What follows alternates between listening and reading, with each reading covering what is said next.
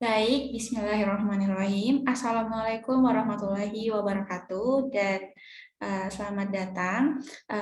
Perkenalkan kami dari kelompok 4 di mata kuliah Psikologi Pendidikan Universitas Tribuana Tunggadewi. Malam ini saya beserta teman saya, Felicitas Tamuina, akan menjelaskan tentang prinsip pembelajaran Teacher-Centered Learning dan Student-Centered Learning. Nah, dalam video presentasi kali ini, kami akan menjelaskan sebenarnya di antara dua konsep ini, yang mana sih konsep yang paling bagus. Jadi, big question hari ini adalah strategi manakah yang lebih baik diterapkan untuk meningkatkan keterampilan berpikir siswa. Nah, terlebih dahulu kita ingin mengetahui apa sih itu teacher-centered learning. Jadi, pembelajaran yang berpusat pada guru atau teacher-centered learning adalah pembelajaran yang menekankan transfer pengetahuan dari guru ke siswa yang relatif bersifat pasif. Jadi, dalam pembelajaran teacher-centered learning yang berpusat atau yang menjadi titik tolak awal adalah guru. Jadi guru yang memberikan materi kepada siswa dan itu sifatnya pasif. Nah, selanjutnya kita kemudian bertanya, apa bedanya dengan student-centered learning? Jadi, pembelajaran yang berpusat pada siswa atau student-centered learning merupakan suatu pembelajaran yang menempatkan siswa sebagai pusat dari proses belajar. Jadi ini terbalik dari teacher-centered learning. Jadi pada student-centered learning, siswalah yang menjadi titik utama dalam proses belajar. Jadi siswa yang akan mencari sendiri pembelajaran, tapi tentu disertai oleh arahan dari guru. Nah, dalam pembelajaran yang berpusat pada siswa, peran siswa di sini ada beberapa. Yang pertama ada memecahkan masalah. Jadi masalah yang kemudian dihadapkan kepada siswa itu, siswa sendirilah yang mencari solusi, memecahkan masalahnya. Jadi guru hanya mengawasi. Yang selanjutnya siswa itu menjawab pertanyaan. Jadi tidak hanya sekedar menerima materi dari guru. Yang ketiga ada merumuskan pertanyaan, membuat hipotesa, dan kemudian nanti dia harus memecahkan masalahnya seperti di awal. Dan yang selanjutnya berdiskusi. Jadi ada suatu komunikasi antar siswa itu sendiri sehingga membangun suatu kerangka berpikir kritis untuk mengeluarkan pendapat. Yang selanjutnya ada menjelaskan selama di kelas. Ini mirip dengan diskusi, dia mengeluarkan pendapat yang ada dalam pikirannya, sehingga siswa didukung untuk berpikir kritis. Yang selanjutnya ada pembelajaran kooperatif, dan yang terakhir siswa bekerja dalam tim pada masalah dan proyek.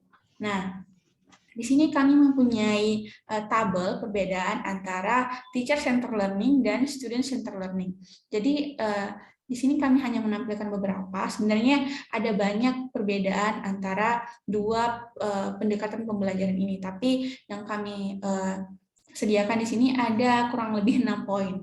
Nah, pertama pada pembelajaran yang berpusat pada guru, siswa menerima pengetahuan secara pasif dan hanya mendengarkan dari guru. Jadi siswa hanya menerima materi-materi yang ada dari guru sehingga sumber pengetahuan siswa itu pasif hanya dari guru. Nah, berbeda dengan student-centered learning yang dimana siswa secara aktif terlibat dalam mencari dan mengolah pengetahuan. Jadi siswa sendirilah yang berusaha secara aktif untuk menggali berbagai sumber pengetahuan, kemudian dia gunakan untuk berpikir secara kritis kemudian. Yang kedua, perbedaannya pada media. Pada teacher-centered learning hanya menggunakan single media, sedangkan pada student-centered learning menggunakan multimedia.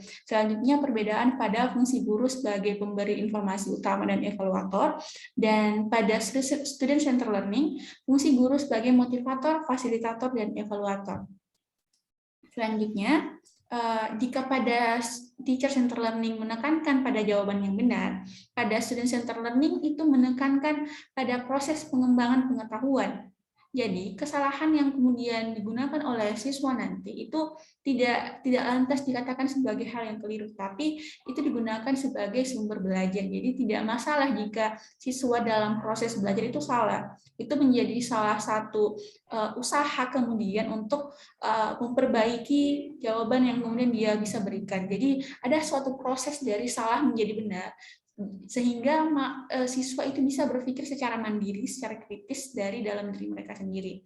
Yang selanjutnya, iklim belajar individual dan kompetitif pada teacher-centered learning, sedangkan pada student-centered learning, iklim yang dikembangkan bersifat kolaboratif, suportif, dan kooperatif.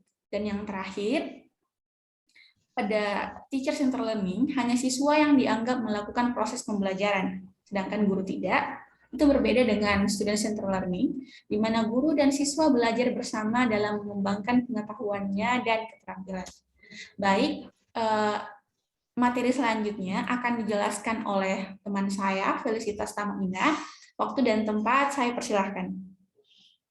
Oke, baik. Terima kasih. Slide-nya, Kak. Ya, baik. Tunggu ya, mungkin jaringan. Iya, Kak.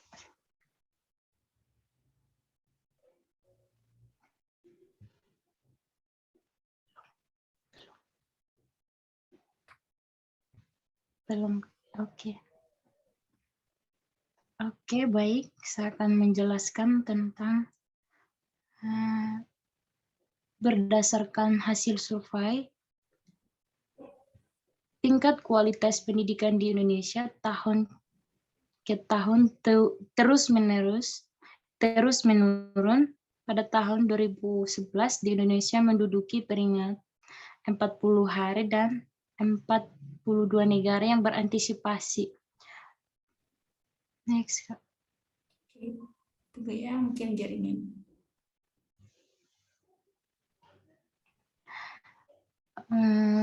Untuk kecenderungan pendidik menerapkan pendekatan pembelajaran berpusat pada guru yang menjadi salah satu penyebab menurunnya kualitas pendidikan di Indonesia. Walaupun untuk beberapa kondisi kegiatan belajar mengajar, teacher sebenarnya sudah cukup baik, namun ketika harus berhadapan dengan kondisi siswa yang berbeda-beda karakternya, maka para kelewatan, Kak. Belum. Halo. Maka para paradigma ini sudah tidak bijak lagi untuk tetap diterapkan Browning 2003 untuk Halo, Kak, langsung kesimpulan belum? Untuk kesimpulan, jadi untuk mengingatkan kemampuan berpikir siswa, menurut kami strategi pembelajaran yang paling efektif ialah dengan menggunakan pendekatan student teacher learning, sebab pada pendekatan ini siswa dituntut untuk lebih mandiri dalam berpikir dan mengeksplor ilmu melalui tugas, presentasi, diskusi, dan membuat model. Sehingga siswa tidak lagi hanya bergantung pada penjelasan sebagai fasilitator. Next, Kak.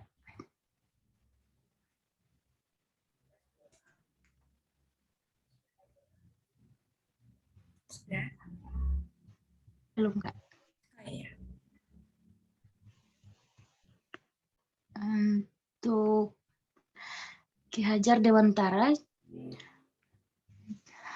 jangan hanya guru memberi pengetahuan yang perlu dan baik saja, tetapi harus juga mendidik si murid akan dapat mencari sendiri pengetahuan untuk itu dan memakainya guna amal keperluan umum.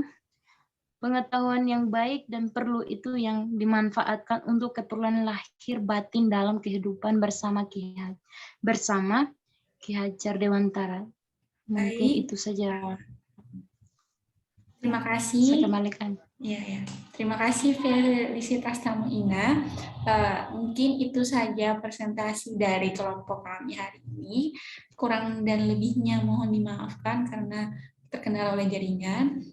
Saya akhiri dengan ucapan wabillahi taufiq wal hidayah. Wassalamualaikum warahmatullahi wabarakatuh.